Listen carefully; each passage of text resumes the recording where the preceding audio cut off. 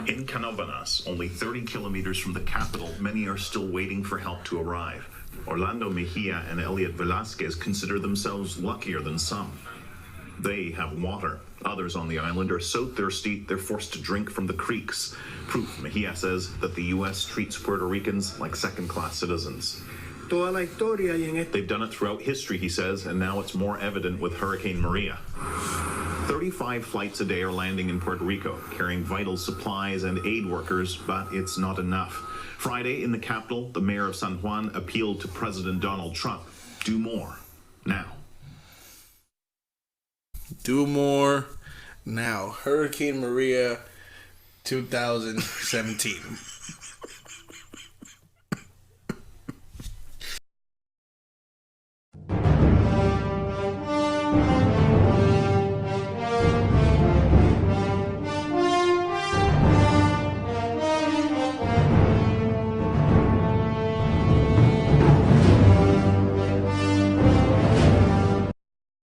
Welcome to Talk. We are your hosts, Jaime Moreno and Eddy Marmolejo. In this segment, we have a lot of things to talk about, so please bear with us as we go through all the items and we're able to analyze what's going on around the world. Before we continue this, please remember to subscribe, to let your friends know that we exist, share our content and our material, as well as please put reminders on your notifications on Instagram and Facebook so you can be up to date on the newest video and the newest segments that we have, as well as subscribe on YouTube so you can be viewing our latest videos as they come out. So, before we continue to our segment, can we just discuss what's going on in Puerto Rico? Yeah, that was interesting. As you saw, we introduced you to that clip of what was going on with Hurricane Maria, and that was just like, the masa. It's not prepared yet. It's the bottom of the cake. Okay, let's get some filling. Let's get some filling because y'all gotta understand. We started laughing because remember Hurricane Maria hit Puerto Rico in 2017, and that's not what we're laughing about. No, we're not laughing at what the causes or the destruction that Hurricane Maria left to the people in Puerto Rico. Our hearts and our condolences are to them, and we are happy that the United States was able to provide aid and materials for the rebuilding of that island. However, the problem that we're having now is what's going on now in Puerto Rico, and what just happened like not so long ago, like 2-3 days ago. What the public found and the outrage of what they found. But we want to give you guys a history on how bad this effort to help the Puerto Rican people has been from the beginning. Yeah, so there's the best person that can explain this as to how bad the situation was on the ground.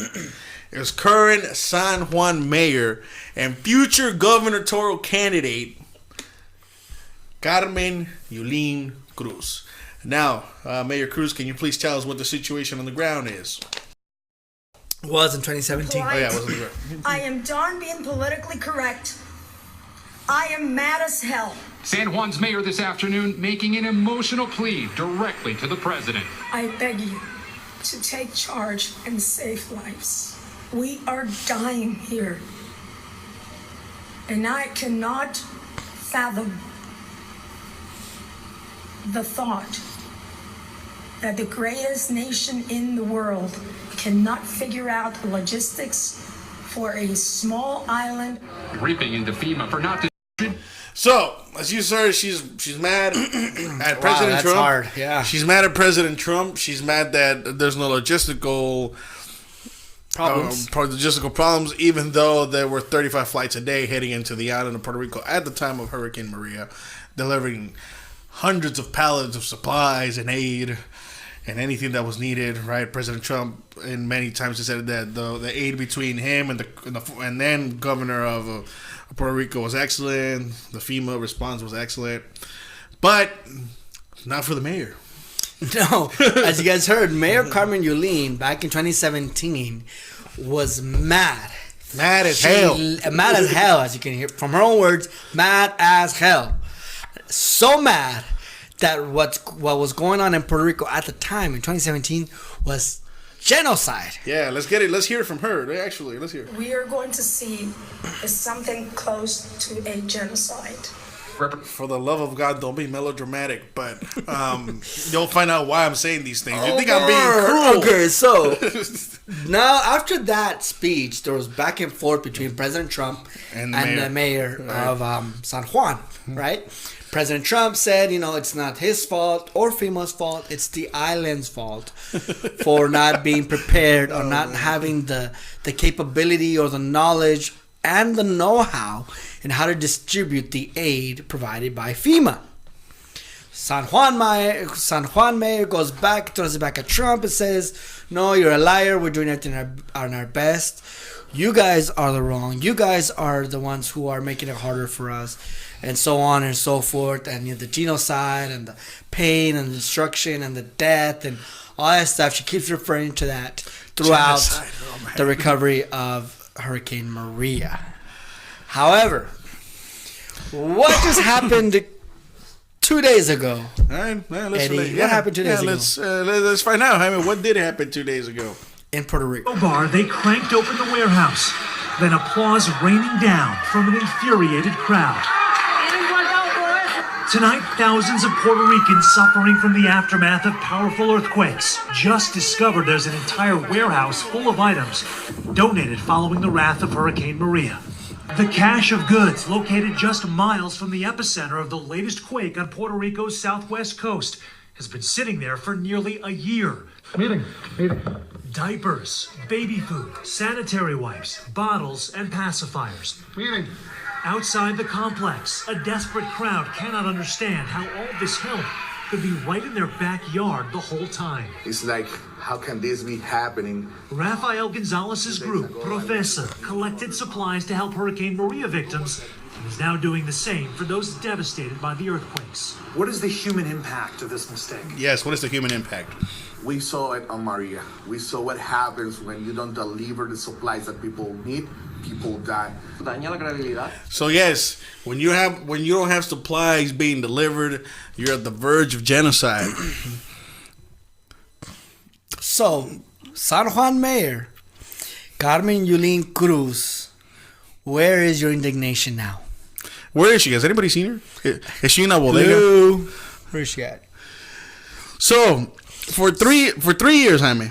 For 3 years. Pretty much. Well, they said a year has been. Oh yeah, well, a year. But for 3 years, over and over in the media, and even through the research we came about, videos point out that President Trump is racist. President Trump treats Puerto Ricans as second-class citizens.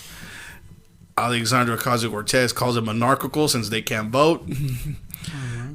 Yet Puerto Rico's own government, right, hid supplies from its people after a natural disaster. A natural disaster that crippled the island. The United States government aided the Puerto Ricans. Gave tons and tons of aid. $1 billion worth of aid. $1 billion, and of course more was released, and it was held because $1 billion. $1 billion. But more the flashback also at the time, so since we're giving history, is more aid was withheld for what reason? Corruption charges, aid not getting to where it was supposed to go, and then you come to discover that those corruption charges were real. People resigned, right? Were fired, actually. Were fired, and now aid that could have saved thousands of lives, prevented a genocide, was hidden in a warehouse in Ponce. And by the way, you may say it was just one warehouse. I mean, there's so much you can do. There's still reports saying there are probably more warehouses like this throughout the island that they haven't located yet. Exactly. People are now questioning where else is the aid that they have, not AIDS, sorry, aid that the government has hidden. Like, this is one warehouse. Who is to say that there's plenty of more warehouses? Who is to say that there's places around Puerto Rico where there's aid just stacked up, not being distributed? Like, who is to say that? Who is to guarantee that everything was actually distributed? And we found one warehouse, its own people, own Puerto Rican people, because of a blogger named Lorenzo Delgado, who was tipped by someone else, finds the warehouse, calls the locals and be like, hey, help me open up this warehouse. Let's see what's inside. You can see the images yourself. Google it up. Go to YouTube. Go to Facebook, Instagram. You'll see the images where they literally pick up the doors and there's a full warehouse of water, Pampers, aid, and the people are mad. Okay? But yet, the problem, according to Mayor Carmen Yulín, and we're using her as an example because she's the one who has been outspoken and been the focal point on the resistance against the Trump administration, the brave soul who is challenging the president who is unafraid to speak where there is wrong. Where is she now? Why isn't she speaking onto her own government, her own governor, her own people, and saying, why did you guys hide aid for our own people? And I'm also calling out Univision and Telemundo on this coverage because they're calling it a mistake. A mistake. Wow, how convenient. This is why I'm calling them out. How convenient, a mistake. For 3 years, you shown how President Trump is unfair to Puerto Ricans through this, right? Racist. And we'll post the clips where and they're going to be in Spanish. So for those that don't know Spanish, I'm sorry, but this is how some of the research came out. But you're going to see how those articles, even the Americans, the American media too, racist, doesn't care about Puerto Ricans, he's gonna let them die, it's genocide, and so forth. But for 3 years, and then here comes this revelation, and on Telemundo and on Univision, it's a mistake. Wow. Where are the retractions from the comments made for the president? Where are the retractions for the smear campaign that you guys led for 3 years? Because here on MM Talk, we were also talking about how the Puerto Rican vote would affect 2020 in Florida for President Trump, given what happened to Maria. Now, with these revelations, how is it going to change up again? And of course, they're going to find ways to. They're going to justify it. They're going to justify it. That's the knowing part of these news reporters, of these news organizations. They're going to challenge the Trump administration and be like, oh yeah, we're asking him tough questions and he's not answering us. Mm-hmm. But they won't do the same to the governor of Puerto Rico. Mm-hmm. They won't do the same to the leaders of Puerto Rico who committed this. Not only from the Secretary of Emergency, right? Mm-hmm. Also the down under. The generals, the colonels, the people who are in charge, supervisors who are in charge.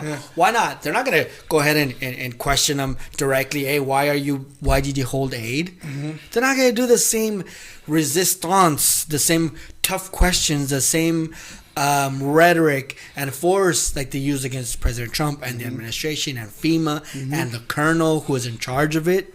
No. They're just going to be like, oh, this is a mistake. It happens, It's sad to say that it's not a mistake when you don't get the facts. It's not a mistake when you blatantly call a president racist, but you heard all the aid that was going and you find it in a warehouse. And I'm ready to see how much stuff has been hidden. There's hopefully, because there's still an investigation going on, so we'll see how much more is revealed as it goes. But once again, President Trump is proven correct. That's for all you liberal viewers that tune to our show, and you're gonna dislike this part. Once again, are you cringing? I know this is bad news for you because you're all excited about the impeachment trial right now, but we're not there yet. We're talking about Puerto Rico, and he said there's corruption in Puerto Rico, mishandling of funds in Puerto Rico, mishandling of aid in Puerto Rico. There you go. I also want to see the retraction from the representatives, congressmen. Good luck with who that. Who went down to Puerto Rico and called Trump racist, and he treats Puerto Rico as second-class citizens. And then that was another thing. And I wanted to say, okay, yeah, you know what? It wasn't his fault. He gave us the aid. The own people, your own raza, right? The own Puerto Rico people, or government, hid this aid. Yeah. Right? Where is he at? Is he going to say something and be like condemning the government of Puerto Rico condemning the actions for holding this aid, for hiding this aid so much that could have saved thousands, hundreds of lives? We don't know how much people. We know that a lot of people needed this aid. I want to see this congressman. I forget his name, but you'll see in the videos who went down there and said, It's just the way Americans treat Puerto Rico, second class citizens. And then that's trash. No, and then he also went on and saying, and President Trump, this is how he treats people of color. Yeah. Where's he at?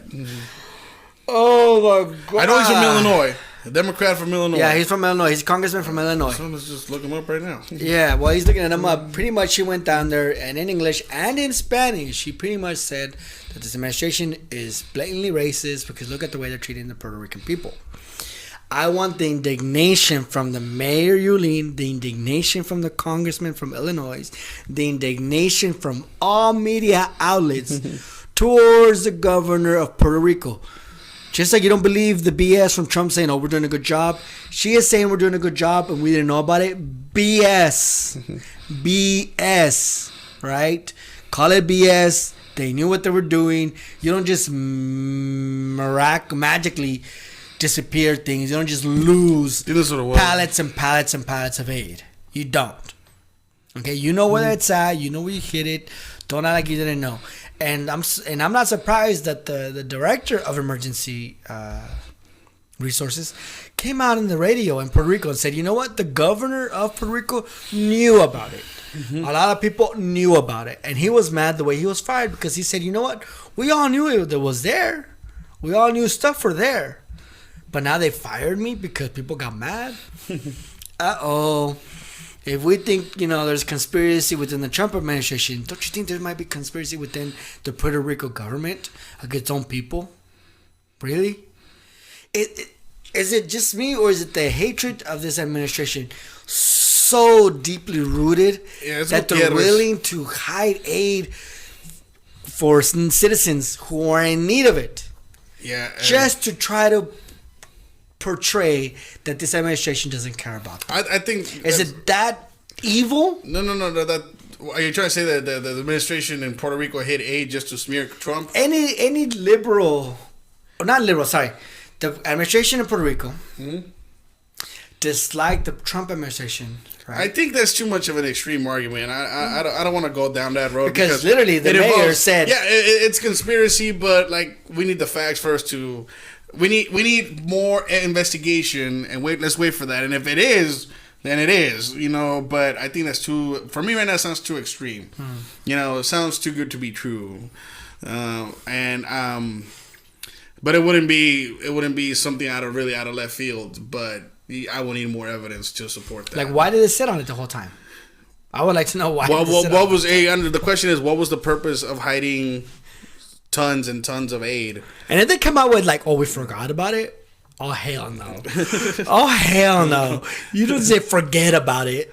No, yeah, but it's a mistake. Oh hell no. This is really disgusting in so many levels. This is really disgusting for the people of Puerto Rico to begin with. You have hundreds of people who are displaced, who are out of food. You heard from the first clip, they're drinking out of creeks. Okay, we know sometimes that water is really not clean. It could be full of germs unless you boil it and all that stuff. But even boiling doesn't help. Yeah. But as I'm saying, even that has risks. Also, but then you go on the smear campaign, like Jaime points out, on the president and his inability to deliver aid.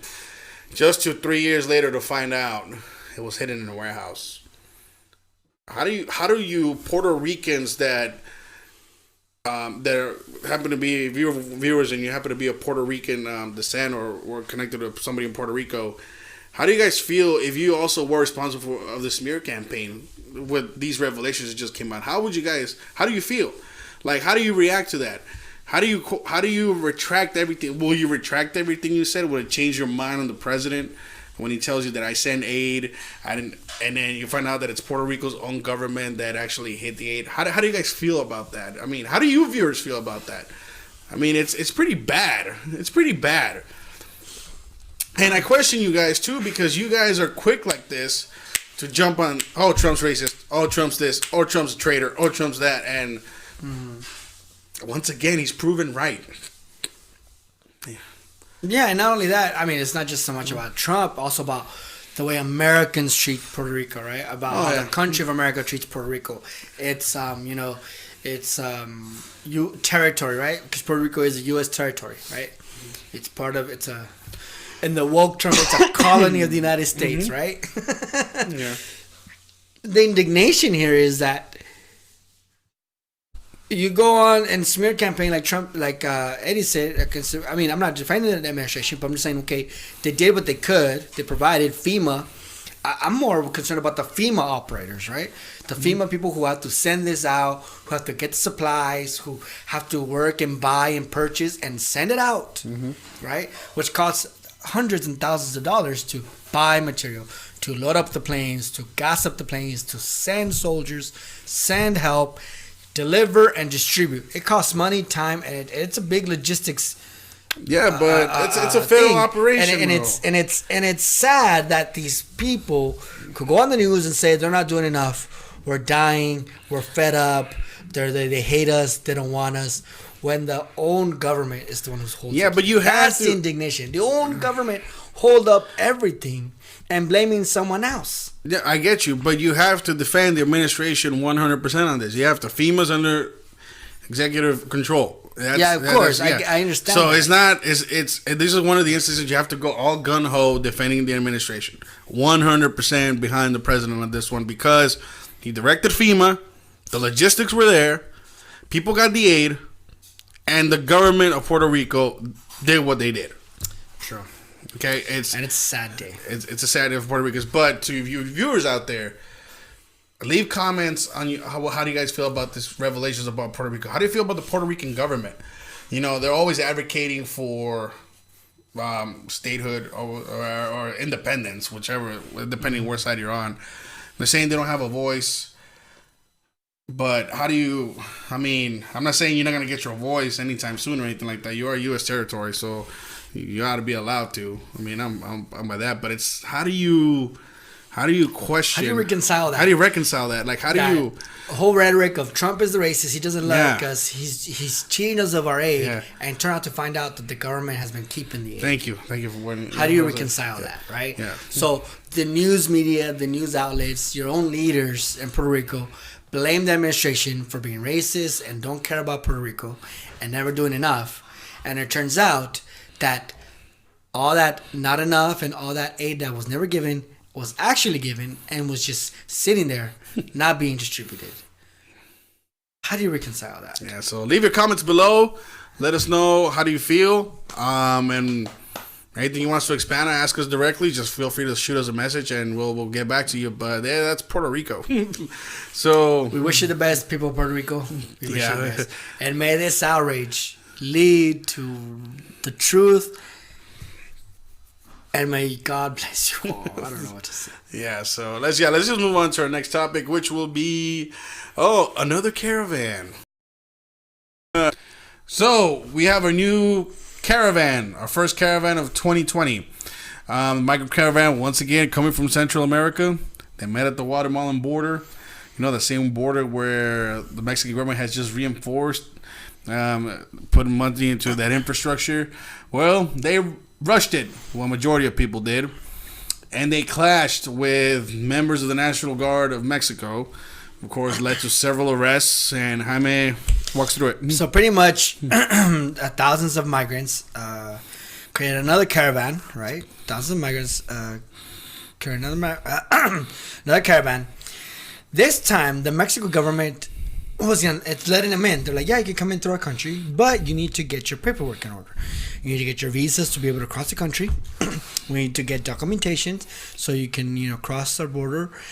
We also can provide you with asylum requests. We can give you a job, work permits. We can get you placements and need whatever it is that you need, right? So they started lining up these people and started taking them in one by one. Right, or in numbers, or whatever numbers they needed to be able to write down their names, get their documentation, in order for them to cross through Mexico. However, the migrant caravan did not want that.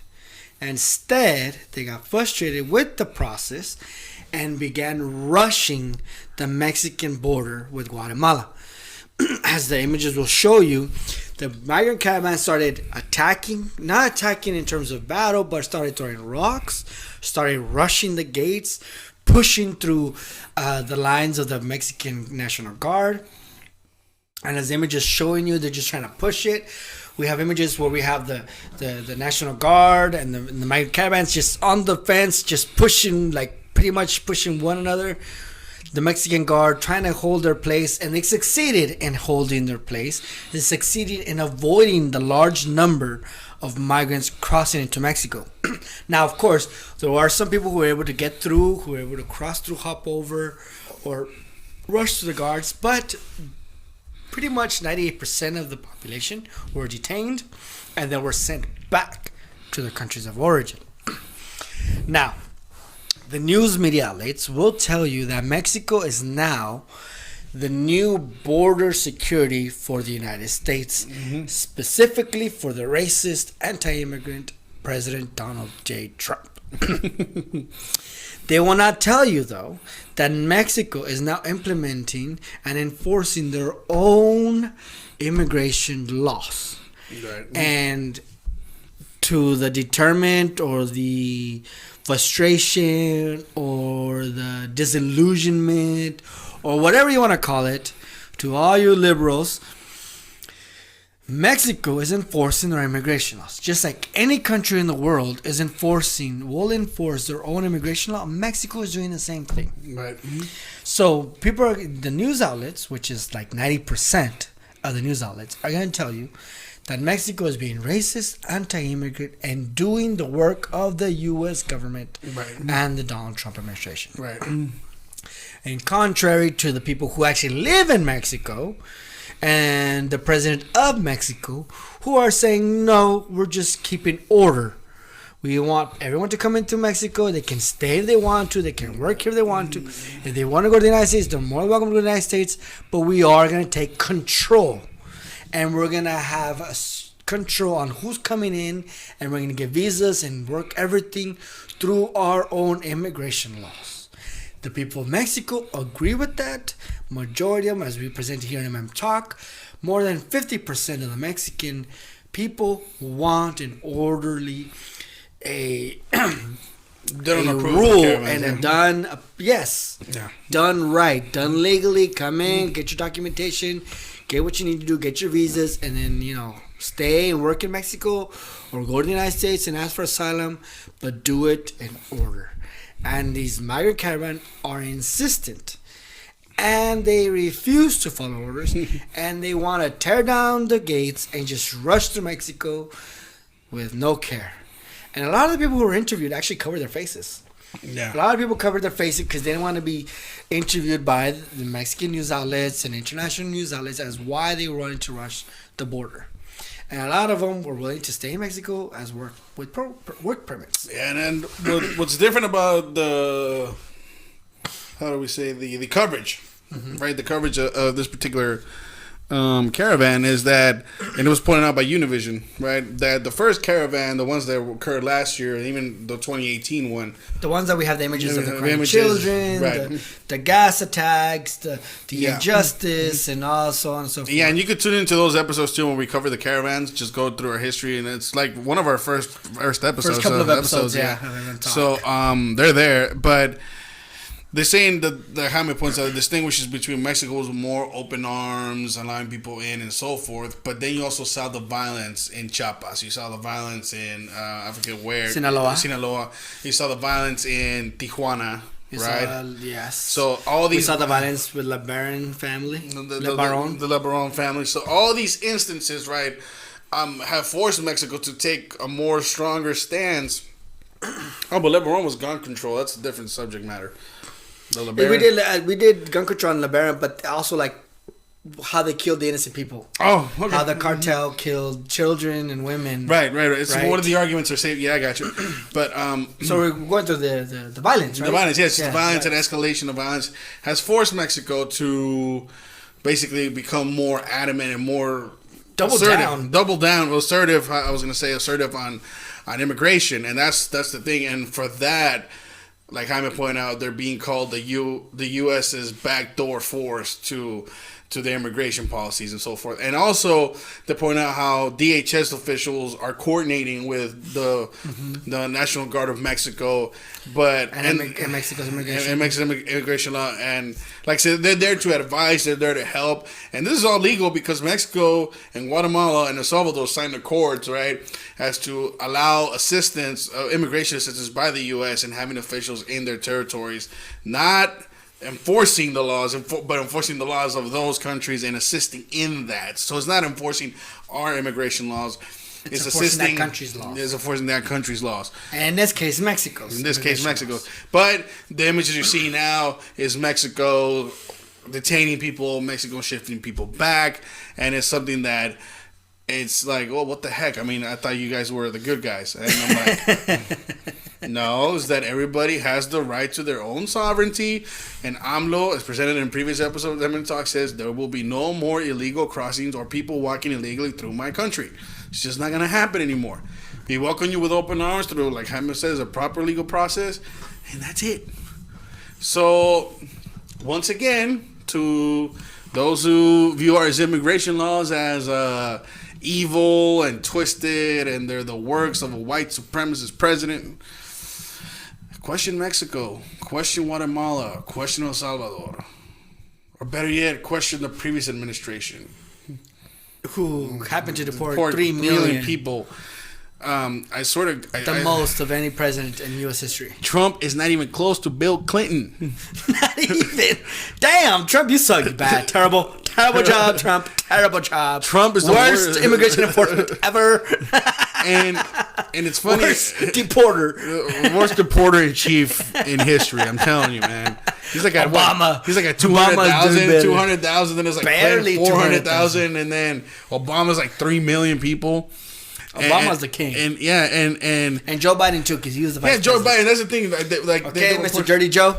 Yeah, and they're pointing out Joe Biden's like, well, Donald Trump is a threat to the Latino community. I mean, we give him 4 more years, he will change the entire community in general. Well, did you believe that? Oh, did you believe that when you were deporting 3 million people? Oh, well, I was just vice president. So you didn't change the landscape. You didn't change.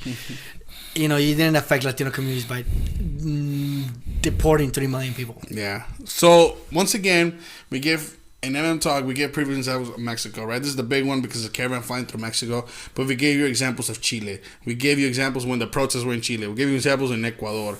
We gave you examples how Venezuelan refugees were turned away, right? Each country has the right to enforce its own immigration laws. Mexico's doing it. They're not our backyard puppet who's handling our immigration system. They're just saying they had enough. There's too much violence in Mexico as is, and we can't be taking care of hundreds and thousands of people that want to leave their own country. President Obama says refugee status does not include being poor and fleeing violence. President Trump said the same thing, and for that you call him racist. But Obama was. Stood by it. Obama stood by it. Deported 3 million people. Right? And said, don't, caravan people, immigrants, please do not walk to the Texas border and risk your lives. Seek asylum, seek refugee status in your home country. So, the same thing President Trump has said, and the Trump administration has been standing by. But according to all 90% of the news outlets or mainstream media will tell you that's racist. But the first black president of the United States stood by that same policy, and no one called him racist. No one told him he was insincere. Yeah. No one called him anti-immigrant, even though his actions were far worse than the actions of the current president. Yeah. So, as this migrant caravan, so for me, it's like, okay, why are these migrant caravans so insistent in coming to the United States? They are willing to risk their lives, willing to tear down borders, face military personnel, throw rocks at them for a chance to work in the United States. But they don't have the energy or the stamina or the group, conviction, not the conviction, the numbers to go out and protest their own home country, Right. and hold their own governments accountable as to why they're still. Well, in and that's poverty. why the president also threatened aid, because they're giving these countries so much money for infrastructure, education, for whatever reasons, and it's not helping. But you're right. You bring up a good point. What is going on in these countries that does now allow its own populace to bring the necessary changes, to bring the necessary job growth and all that? What is going on? And it's funny how people that are leaving those countries waving their prideful flags, right? Hondurans, Guatemalans, whatever, Mexicans, whatever. Where is the pride in changing your country? Where is the pride of making the changes in your homeland? And this is not to come out as racist or anything, but I just want to understand. And viewers, please let me know what is so hard. And please don't go corruption and violence. We know that. We know that. We know It's a that's given. we know that's a given. But what else I want to understand. That's the thing. I want to understand, because that question is like, you guys are so prideful in your countries. You guys show pride in saying, well, Honduras is the best country in the world. We have more freedom there. This and that. Okay, why are you here? Why are you here? I'm sorry. It's the thing. You have a good and then, point, yeah. And then when we ask you, okay, you left your country, right? And then the president gets dogged on this all the time because he called those countries assholes, right? But you yourself, a lot of you in private conversations and other people that I've talked to personally too, said that the main reason they left that country because it was an asshole. Asshole. Okay, so you can fill in the blank. So so it is an asshole. You're leaving the country. You're showing pride. But when you come to America and we ask you to respect our laws, respect our flag, respect our culture, assimilate to our culture, speak English, all this, so you can take advantage of all the opportunities that you came here for, we're racist, anti-immigration, they don't want us here, what they think we're going to take their jobs, and so on and so forth. Even though you come with little to no skills, and then you take the little to no skill jobs here at a cheaper rate, therefore creating animosity from the people that have no skills that could apply for the same job even though they were here legally. Please tend to follow me and all this. So where do you think the resentment comes from? It's not from the rich, white, and all those people. It's from the people that are applying for the same jobs that you are because they don't have those skills and from other jobs. And they're saying, well, why does this guy have the job? And I don't. I was born here. This guy's illegal. He's taking a pay cut and all that. Hello? Okay, he's working at a cheaper wage. They don't have to pay for benefits and all that. And you and I yourself, you're left out of the job. You want to And because we want to challenge that idea that everyone has an opportunity to be equal employment, right, and all that, but you have to do these things legally, you call those people that seek such rights and seek such reform racist, xenophobic, anti-immigration, though I say anti-illegal immigration, and all that. Here in MM Talk, we believe everybody who comes to the United States is more than willing to come as you do it legally, contribute to the society, contribute to America, any way, shape, or form, is through your work, through participation in community and all that. But we have to get the stigma that enforcing our laws is racist is ridiculous, because it's not just attacking brown people of color or people of color when people of color are enforcing the laws on other people of color. Mexico, a lot of people of color is enforcing the immigration laws on people of color. Chile, Ecuador, people of color enforcing the laws on other people of color. And it has to be white too. European laws have their immigration laws. How loosely they are, that's their fault. Muslim countries, the same way. China, good luck. So like Eddie said, every country in the world has the right to enforce their own immigration. They have the right to choose how many asylum seekers and refugees they are willing to take into their country. Mm-hmm. But yet no one's calling them racist. No one's calling them anti-immigrant. No one's calling them, the worst thing to our immigrant culture. But in the United States, when that's brought up, it's the worst. It's like, if you don't let people come in the United States with open borders and just let them come in, who cares who they are? If you don't believe in that, if you don't enforce that, or you don't want to abide by that, then you're racist. Yeah. Right? So, but yet every other country, all 194 countries, excluding the United States, can enforce their own immigration laws, but the United States can't because it's deemed racist. Yeah. That doesn't sound right.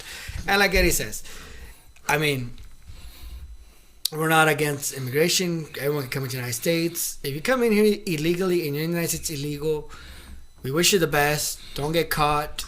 You know the risk. If you get deported because you're here illegally, you knew the risk from the beginning. Yeah. So stop acting surprised. Stop acting shocked. Stop acting like a victocrat. Like the victim, like, oh my God, they deported me. Well, yeah, dude. I mean, we all in the Latino community know the risk of being in the United States illegally. Everyone knows. Everyone in the Latino community knows that if you're here in the United States illegally and you get caught and they deport you, you got caught and they deport you. Like, we all know that. We the entire community knows the risk. Okay? To now cry like, oh, they got me. No, it's funny because they got me. It's like, really, dude? Like, we all know. Like, dude, don't do anything stupid. Don't get caught. We all know that in the Latino community. It's like, yeah, so when you... And we act like we're surprised by... Yeah. Oh my God, they deport you if you're illegal? Duh. It's like, oh, I was caught speeding by a police officer. Oh, I didn't know I was going fast. We're going... Well, so we gunned you at 80 miles an hour. But that's the flow of traffic. It's that bad of an argument. You know you're breaking the law, right? And then you're lying to the officer. And then the officer's like, well, I gunned you at 80 miles an hour. Well... ticket.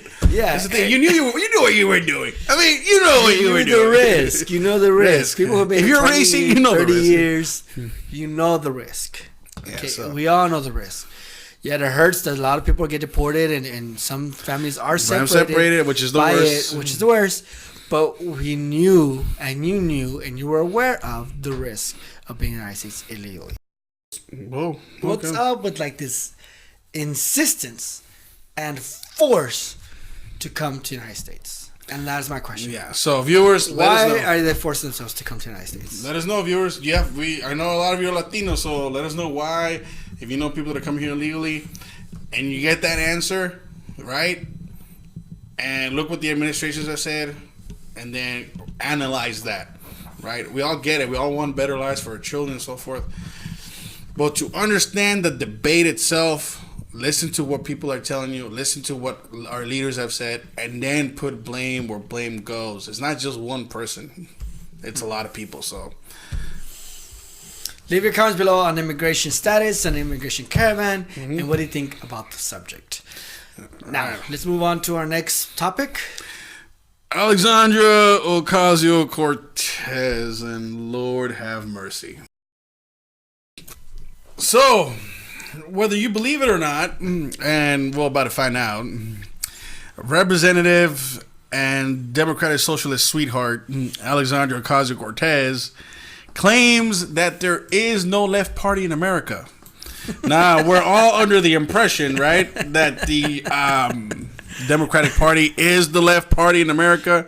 But it's funny how what did I tell you, right, when she started supporting Bernie Sanders and all these people, that the old wing of the Democratic Party is too moderate or too center for the likes of the Bernie Sanders, the Alexandria Cortez, the Rashida Tlaibs, the Ilhan Omars, right? It's too center. And so she is here at an event during MLK called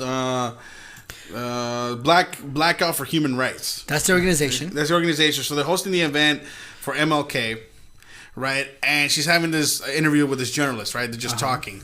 Okay, listen to what she says about how the Democratic Party is not a left party. Just listen.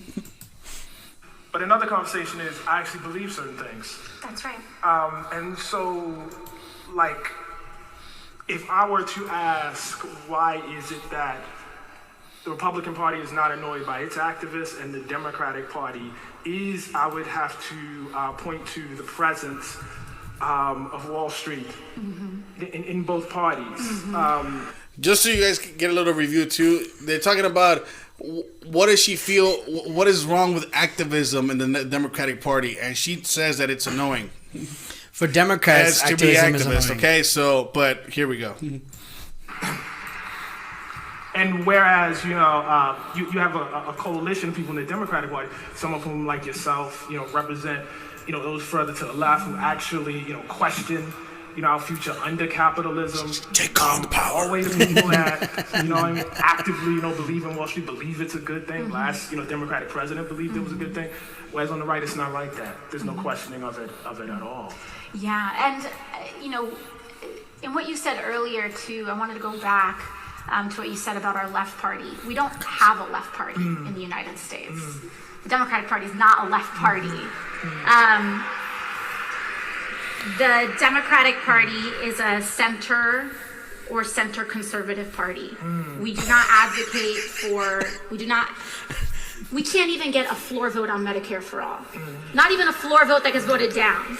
We can't even get a vote on it. So this is because who's paying for that? Party. That's why. There are left members inside the Democratic Party that are working to try to make that shift happen. But you're right. So she's going to go on and she's going to say it gets better. She said if this was a parliamentary system, her and Joe Biden will be in two different parties. Okay? That's how moderate the Democratic Party is for the likes of Alexandria Ocasio-Cortez. Yes, the party of abortion, the party of open borders, the party of high taxes, the party of socialized health care. No. Free healthcare for all. Socialized health care. For free healthcare for all. Oh, the right for free healthcare for all. Or, as I said, socialized healthcare. That party is not left enough for the likes of Alexandria Ocasio-Cortez. Jaime. Who is a Democrat, who is a self-proclaimed Democratic socialist, who is in alignment with Bernie Sanders, who happens to be one of the front runners for the Democratic Party. The front runner as of now. Oh, as of now, he's the front runner? Yep. He's beating Joe Biden. He's beating Joe Biden. Dirty Joe Biden. Dirty Joe. Hey, hold up here, sir. Hold up here, sir. Okay. The fat shaming. Mr. Cockroach is in the pool or whatever. Cockroach is in the pool. They're climbing on my legs, pulling on my hairs. Right. Cochino. But yeah, so now we have Alexandria Cortez saying that the left is not really the left and the Democrats are too moderate.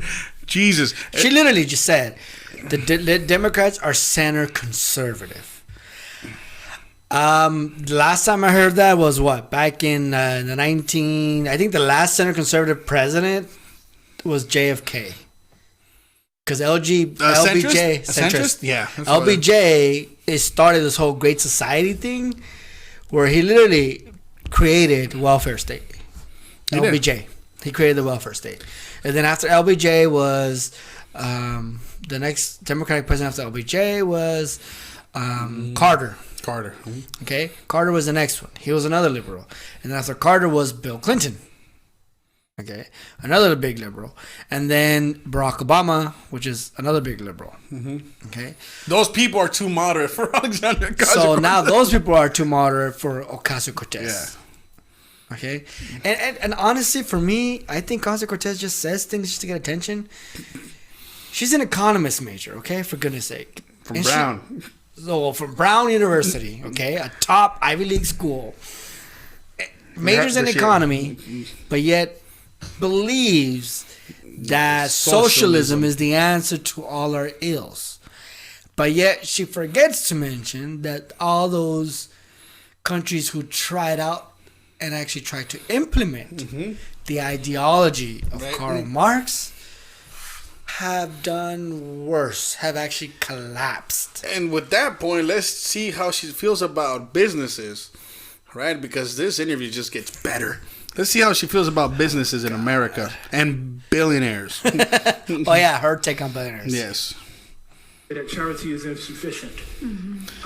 So the journalist here asked her, well, if I'm a billionaire, how do you feel about billionaires that just say that giving charity is just sufficient enough to say they're doing good deeds, right? And, So they're pretty much talking about Bill Gates. Bill Gates is the example, who's giving pretty much all of his fortune to charity, philanthropy, and all that stuff, right? The Bill and Melinda Gates Foundation, right? Bill and Melinda Gates Foundation. Ocasio-Cortez says, no. That's not enough. That's not enough. Okay, so charity work is not enough. Charity work by billionaires isn't enough to help the struggling families and individuals in America. So what do they have to do, Representative Cortez? What do they have to do? Enlighten us, please. That perhaps it shouldn't be, up to you in the first place to say, hey, I'm going to, of my own beneficence, give away X number of dollars or whatever. What can billionaire Joe do right now? Right now? To not, you know what I mean? Yeah. I think to not plague the world. It's an excellent. Yes. What can Bill Gates do to not plague the world besides give billions of dollars of philanthropy money? But go on. I think it's an excellent question. That's an excellent question. Of course it is. I think that giving, this is not to say that charity is wrong, right? But also it's important in who we give to. And we have to... It's also not a systemic answer. Right. Like, and it's not a systemic answer because if you're a billionaire and you want to do good, then I think what you need to do is advocate... First of all, change your business model. That's the first one. If Jeff Bezos... He doesn't have to be Amazon. If you're a business owner and you made billions with whatever model you have right now, change it. Change that. Change it. Get rid of it. Terrible. Horrible. The worst thing that could happen. Change your business model. Yeah, let's terrible, go. Terrible. I can't even. Let's go on. Bezos wants to be a good person. He turned Amazon to a worker cooperative. Right. Jeff Bezos is no longer a good person. He needs to make his company a workers' cooperative. So what's a workers' cooperative? A workers' cooperative pretty much means that the decisions of the company is made by the workers. So the workers are kind of like the owners of industry. A Karl Marx idea. Right? Okay. That the proletariat, right, controls or are the owners of the means of production instead of the rich. All right. Well, so like stores, for example, a good example of a worker cooperative would be like the store here in California. It's called Winco. Right, Winco is it's a workers it's a sort of workers collective where the workers have shares in their own company and they're able to make some decisions as to the company's progress. They don't make the full on big decisions, but at least the workers have some input to some dynamics of the company, not the entire thing. And what Ocasio is trying to do is that the workers have control and make the decisions for the entire company from top to bottom. Okay. Right? In a democratic means. Remember, she's a socialist, but what's a democratic means? Okay, let's go on. Not what do I do with all of this money that I have created with this unjust system? And that's an interesting input. Wow. Okay, so the unjust system where the free market designates the fair wages of the workers, where it allows companies to expand, therefore creating more jobs, right? It allows for infrastructure and development of other things as well. That unjust system that developed billions of dollars, that allows for further building of that company, is now unjust. But, okay, Cortez, educate us more. Enlighten us. If you're a billionaire, that means that you control a massive system. Yes, massive. The collective. She's. I keep hearing her, and all I keep thinking in my head is the Borg from Star Trek. Okay, and the billionaires are like the queen. Okay, of the Borg. All right, and what I mean by that is like she wants to move away from free enterprise and make everybody into like a Borg collective system. Okay. Cortez, of course, billionaires are in charge of a massive system. It's called multinational corporation. It's called big industrial corporations. And of course, the certain companies, there's umbrella companies within that company and they buy out other companies. Of course, it's a big system. But it's all in the fair market though. The market sets the price, people pay into it, right? It designates the salaries of people, right? And so forth. But it's all fair. How is it unfair for billionaires, right, that create the idea, that put in the hard work, that they get their investments and all that. How is that all unfair? How is that all unfair? Just because some people have certain skills and other people have other different skills, that's where you have the division of wages. Okay? And so you get paid based on what you bring to the table, your value, rather than just showing up. So Ocasio-Cortez wants the pencil pusher to be paid at the level of maybe, like I say, a senior analyst that, you know, that looks into the ins and out of the business. Where can I expand and all that? Okay, Ocasio-Cortez wants the HR representative, right, who just handles the paperwork of employees, to be paid at that analyst level. All right, or the salesman, right? The salesman that goes out and gets the contracts and all those, get paid at that level. How is that fair? How is that fair when the pencil or the HR representative only brings in so much, but the guy at the top is bringing in more revenue than the HR representative? See, that's what I think Ocasio-Cortez does not understand.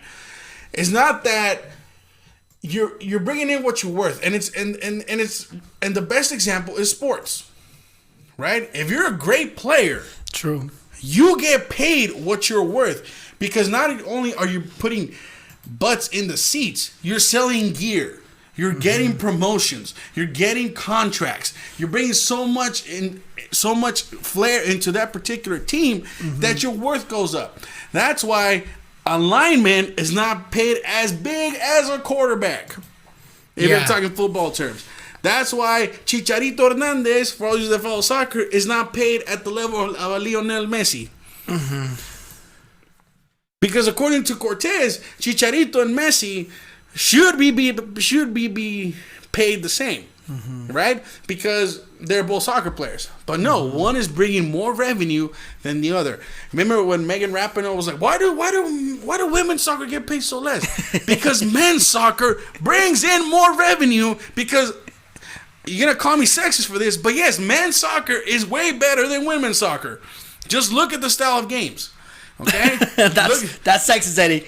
Hold on. Te crece, man. Te crece. Okay, no, but that's okay. But what I'm trying to say, that's just the numbers. Yeah. The numbers portray. Yeah. I mean, yes, women's soccer team, great for the women's professional soccer team. Yeah, I'm just talking about numbers. I'm talking about numbers. Okay, you get the men's soccer team brings in more revenue. Yeah. Okay. So, therefore, they can afford to pay their players more. Women's soccer team doesn't bring enough revenue for them to get the same wages as the male soccer players. And here's the thing that Ocasio-Cortez is not going to tell you. Just because you start at the lowest level does not mean you can move up or move out, educate yourself, and find a better job. Hell, start your own business. That's the beauty of capitalism that she is not telling you. Just because you're stuck at a 9-to-5 job that you hate, right, does not mean you don't have the chance, or the system does not prevent you from taking the risk. Yeah, from taking the risk and moving doing out. something better. Because that's what capitalism does. Is improving. That's why she goes on about. Hopefully, I think it's in here, but if not, I'll go back to it. How capitalism itself allows people to become better than what they are. Okay, it is not by raising the minimum wage. It's not by doing all this and all that. It's what's the word I'm looking for? Like willingness, right? Just the will to go out there and find what is you. And then even when you find what you like to do and all that, it still may not be enough, or maybe may not pay you as enough as somebody who owns a multi-million national corporation. Yeah, you grow it. Yeah, you grow. You get investors. What I'm saying is your business may cap at a certain point. I see. And other businesses may cap at a different point because the value of that business and is what you different. provide, right? Yes. The services you provide. And Ocasio-Cortez wants to eliminate all that. Because why does the CEO get to bring so much? Look at the role of a CEO. Look at the role of a CFO. Look at those roles and tell me. So what are you going to say for the argument of, okay, I understand that. Sorry to interrupt you. No, go ahead. What do you respond to someone who says, but the CEO can only make millions because the workers were able to provide that service? The workers were the ones who created it. Okay, so that's why I said take a look at the role of the CEO. The CEO is not just somebody who walks into his office. Yeah, but the CEO want to be a CEO if the workers didn't produce that material. Okay, or so produce that product. but did that let's just talk like for Okay, example, so, let's talk okay. Tesla, right? Let's use Tesla as an Right, example. Elon Musk wouldn't be the highest paid CEO if Yeah. it wasn't for us workers Right. making the Teslas. Yeah, well, that's the argument you make, and I say, okay. Yeah, what do you say to that? So it's Tesla, right? So you came to work in my company, right? Why did you choose my company out of all? Because of the wages? Because of my idea? You see, you came to me. I sold the idea. See, that's the problem with socialists and all that. They don't get. I'm selling the idea, and the capitalists, I'm selling an idea, right? The workers. Yeah, but I'm making the idea come true. Yeah, you're making my idea come true, and that's the way it works. But you only bring so much, okay? You only bring so much. The market doesn't. I'm the engineer. I'm an engineer. You're an engineer, so you're Let's gonna just make. say So you're an engineer. You're gonna make more than the guy that's just pressing the button to make the tires or something. I don't know. Hey, that's a hard working job. I'm not saying it's not. I'm not saying it is. But what I'm saying is different levels. Different levels. Yeah, different levels of that industry have different value. That's what I'm trying to say. It's and what I would answer to some people like Ocasio-Cortez is like, look, if you only have the ability to do a low skilled job at that point, then that's where you start off because you can gain skills, right? When you look for promotions, what do they look like? How many experience do you have? How many years of experience do you have? What is the industry you've been in? What qualifies you for that position? What kind of training you had? That starts at the low point. You can keep moving up as you go.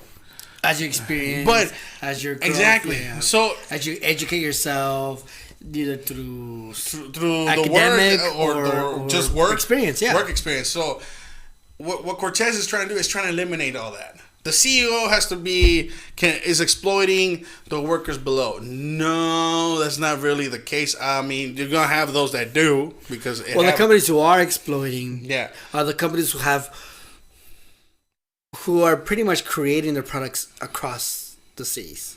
Yeah, as stupid as it might sound to some of you guys. And who shifted those who are abusing and working who are abusing the system are the companies who have their companies outside in like China, Mexico, like all those where they pay like cents to $1 Nike to produce a shoe that's gonna cost 1,000 times the wage of the worker in the factory. So yeah.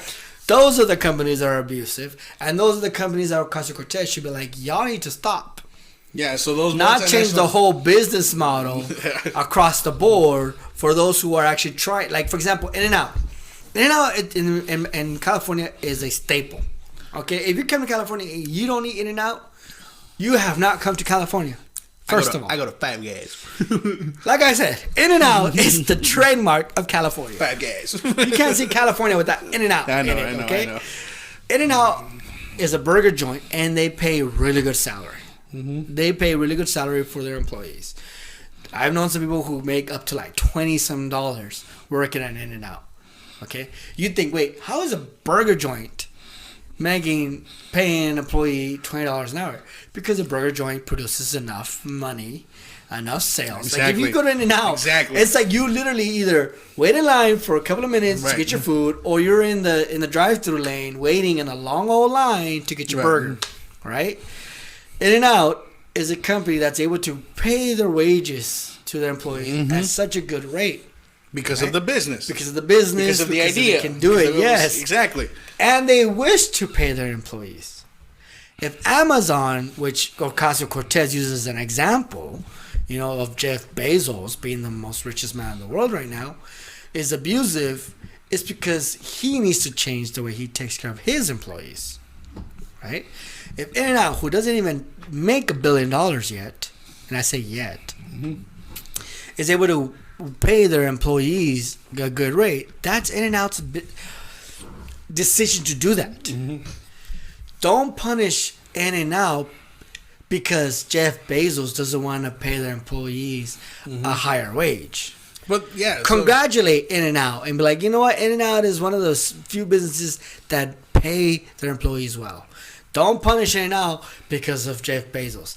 And the same goes across. Just because Ocasio-Cortez hates the business model and complains about how people can't pay their rent, she shouldn't be able to punish every business owner who is doing right by their employees.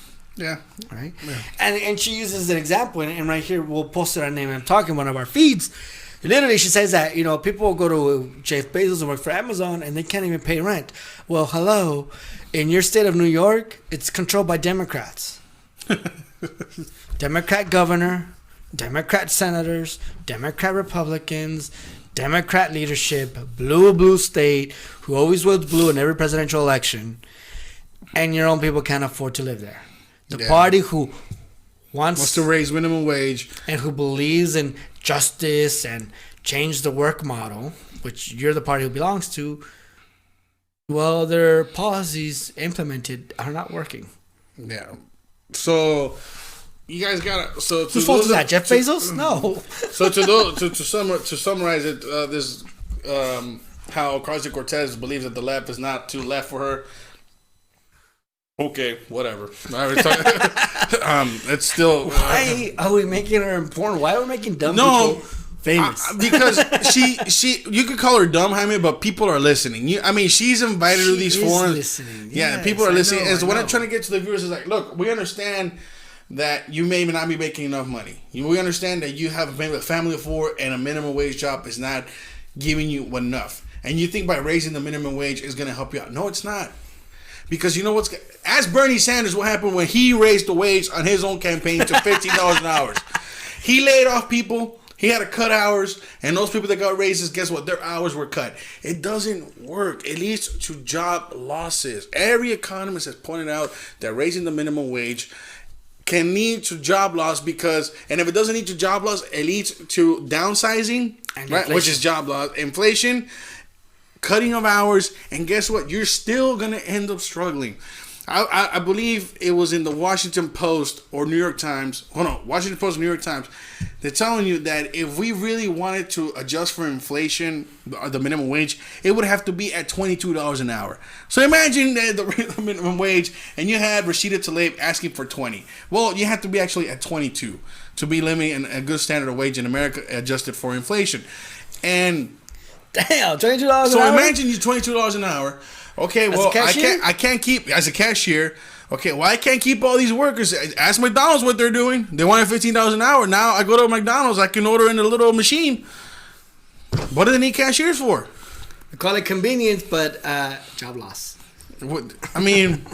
Is the things you guys can understand that it's also the evolution of technologies and all that's going to hinder you from getting jobs, right? Getting well-paid jobs. But also, the more you ask companies to pay more, they will have to do cuts. They have to find a way to make the money. But their money doesn't grow on trees. If they don't make enough in sales, they're going to have to cut something. Hours, people, anything. It's just the way it works, guys. And it's not because companies are being evil. It's because companies have a responsibility to workers, right? And to shareholders, right? You want to go up the chain. And cost right? of operation. And cost of operation. All of it is implemented. And that's what I believe that people like Alexandria Ocasio-Cortez, who is an economics major, does not seem to understand. She's an economics major from Brown. What are they teaching in economics at Brown? Apparently... I don't know. I don't want to say anything about Brown. I respect Brown. But yeah, so just viewers, and if you disagree with us, let us know below. What do you guys think about Ocasio-Cortez and her comments at MLK? Because she is gaining traction. The journalist said, "Well, I can't wait for the day that you actually may decide to run for higher office." Because he even said, because I'm willing to help her out. Okay, whatever. To each their own, right? But let us know what you think below. AOC's comment: is the Democrat Party not really left? They're just more conservative. And should businesses change their business model so they can become more just and provide a more just and equitable society? And with that, we'll wrap it up. Well, next week we will touch up on impeachment because there's still stuff going on. And this week's recap, you want a quick recap of this week? Well, he lied. No, you're wrong. And Justice Roberts cut it out. Okay, that's literally this week's recap of impeachment. We want to get through the Republican arguments. The Republican managers give their arguments and so forth before the defense of President Trump. Not the Republicans. The defense of the president. The president's defense will be showing up on Friday. Who's led by Republicans? But it's not partisan, remember that. Saturday. It's not, he said it's not partisan. Jaime, where the heck have you been, sir? No, I get what he's saying. I'm just messing with him. Sir. But, yeah, we'll touch up on it next week. We'll break it down. We'll touch up on it once we get the rebuttal to the Democratic side. But we want to give credit to where the credit is due. The managers, the prosecutors of the president are doing a pretty good job in presenting their case. They have a nice PowerPoint. They have nice graphics. They show the videos and all that stuff. It's pretty good. We want to give them credit for that. Even though all the evidence is kind of like, well, where's the crime? We're still at where's the crime? If you read it at face value, like, it sounds like there's a crime.